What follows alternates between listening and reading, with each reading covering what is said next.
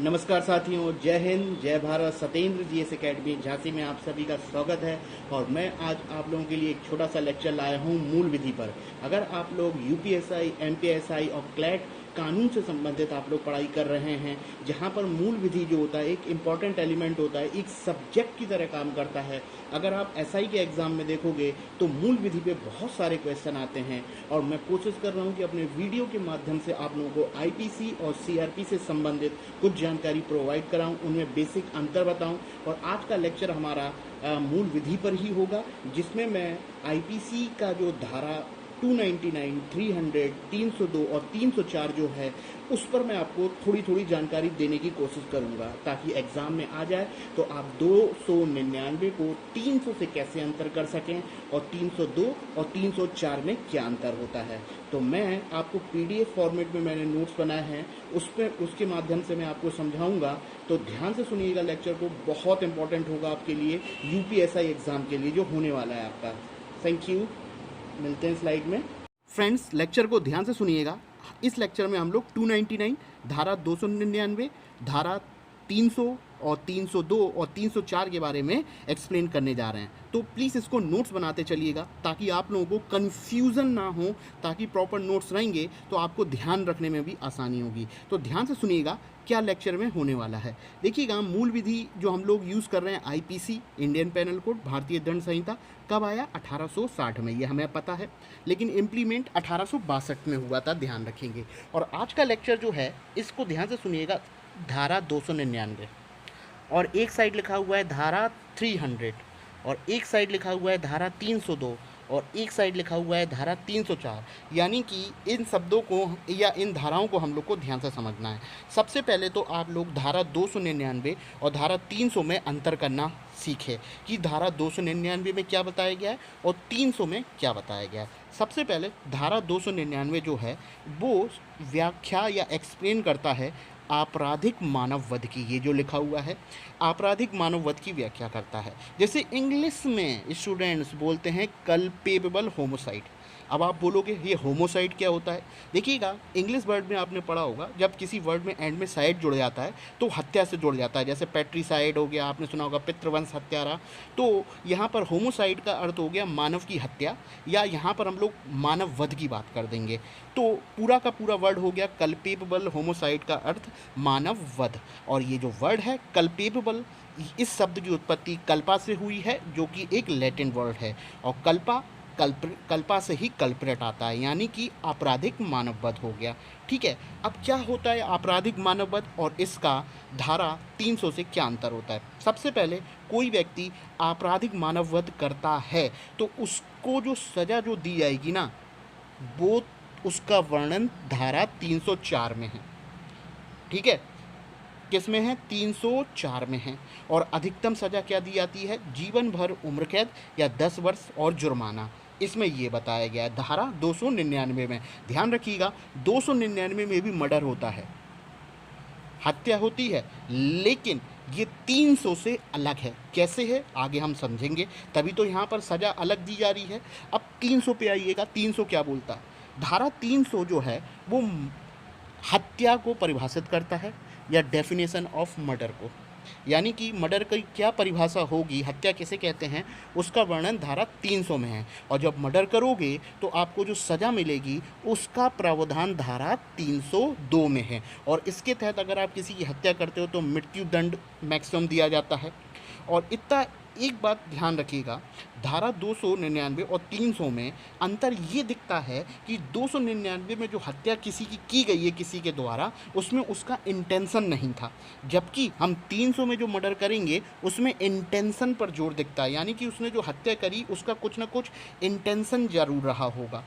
तभी दोनों में 299 में और 300 में सज़ा जो है अलग अलग बताई गई है कि एक साइड कुछ और बोल रहा है और दूसरी साइड मृत्युदंड सज़ा पर जोर दिया गया है। अब ध्यान से देखिएगा, अभी हमने बोल तो दिया है, आगे बढ़ते हैं। अब देखिएगा, यहाँ पर देखिएगा क्या लिखा हुआ है, मर्डर करने का इंटेंशन ना हो तब इस्तेमाल करेंगे, ऐसा दिखता है 299 का। मर्डर हत्या जो की है उसका आशय मर्डर करने का नहीं था। ऐसा नज़र आता है कि जो धारा 299 है वो तब इस्तेमाल होती है कि कोई इंसान, किसी इंसान का इंटेंशन नहीं था मर्डर करने का, लेकिन उससे हो गया, यानी कि जानबूझकर नहीं किया ऐसा, लेकिन मर्डर तो हुआ है, चाहे वो 299 में हो चाहे 300 में है। तो एक बार परिभाषा जरूर देखिएगा कि आईपीसी की 299 की परिभाषा आपराधिक मानववध की क्या बताई गई है। तो ध्यान से सुनेंगे स्टूडेंट्स। जो कोई मृत्यु कारित करने के आशय से या ऐसी शारीरिक क्षति करने के आशय से जिससे मृत्यु हो जाना संभव हो, या यह ज्ञान यानी कि नॉलेज है रखते हुए यह संभव है कि वह उस कार से मृत्यु कारित कर दे, कोई कार करके मृत्यु कारित कर देता है, वह आपराधिक मानववध का अपराध करता है। यानी कि उसको नॉलेज है, यानी कि इंटेंशन नहीं दिखता लेकिन इंटेंशन होता है, परिभाषा से हमें पता चल रहा है इसकी। यानी कि चाहे वो 299 हो चाहे 300 हो, मर्डर तो हुआ ही है, इतनी बात हो गई।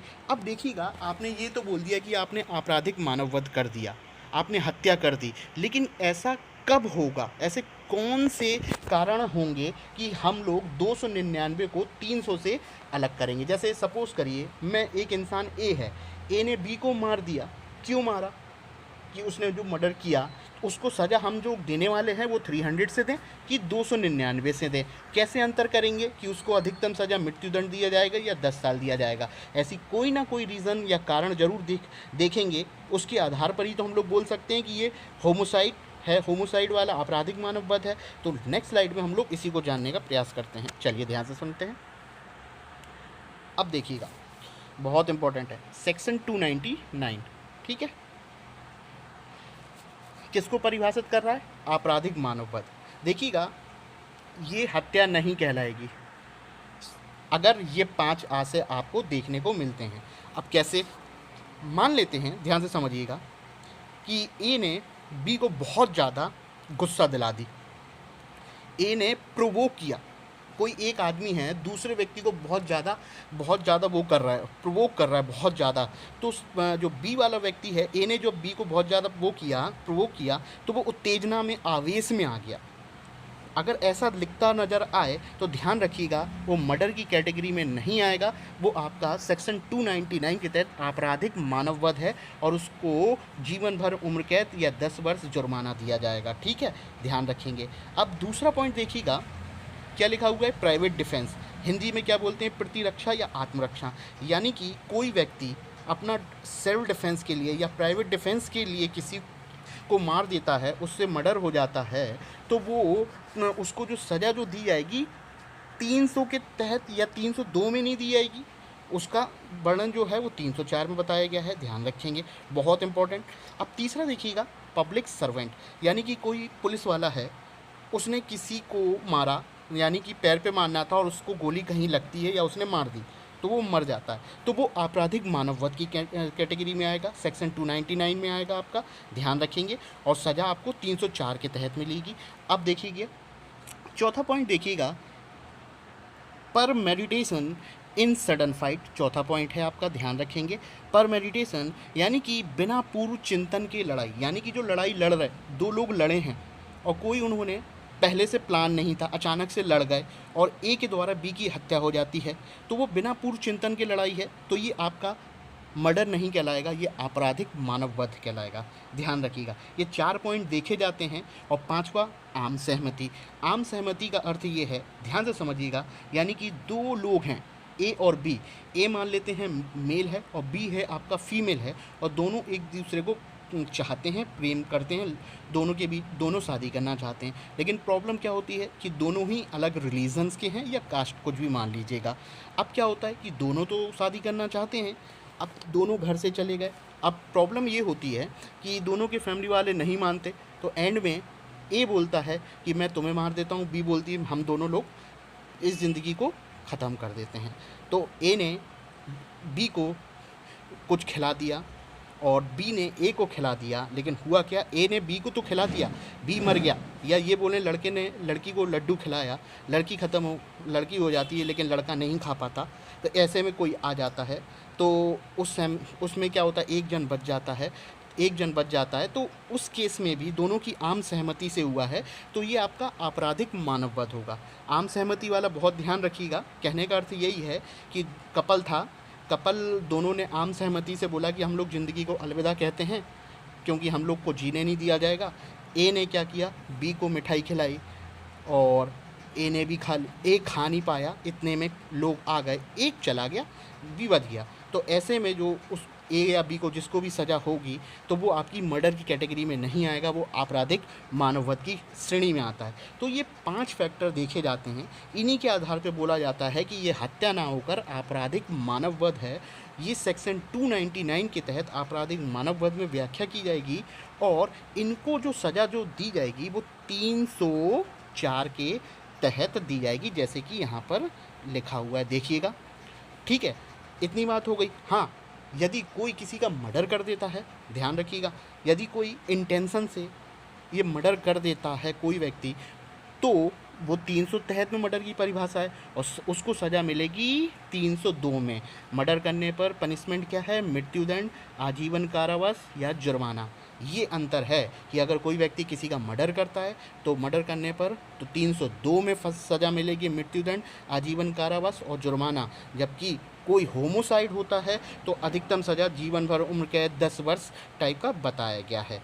तो एक चीज़ ध्यान रखिएगा, कभी कभी कुछ केस ऐसे होते हैं कि जो आपराधिक मानववध जो होता है ना, वो लीगली भी हो सकता है। पुलिस के मामले में कि पुलिस ने किसी को मारा, वो लीगली हो सकता है, कभी कभी आपका ध्यान रखिएगा। तो लीगल होमोसाइड हो सकता है, ये बेसिक सी जानकारी है 299 में, 300 में, दोनों में ही आपको देखिएगा हत्या का आशय परिभाषा में देखने को मिलता है। तो ये 299, 300, 302, 304 आपका एग्ज़ाम में देखने को मिलती है। तो ये हमारा लेक्चर था, आई होप आपको समझ में आया होगा। इसके नोट्स ज़रूर बना लीजिएगा। जल्दी मिलते हैं नेक्स्ट लेक्चर में। अगर पसंद आया हो तो लाइक, शेयर और सब्सक्राइब करना ना भूलें। मैं सतेंद्र GS एकेडमी के माध्यम से आप लोगों के लिए संविधान एवं राज्य व्यवस्था, मूल विधि और जल्द ही आप लोगों के लिए और भी सब्जेक्ट लाने की कोशिश करेंगे। उसके लिए आप हमें भी मोटिवेट करिए। जल्दी मिलते हैं। Thank you. Okay, bye bye.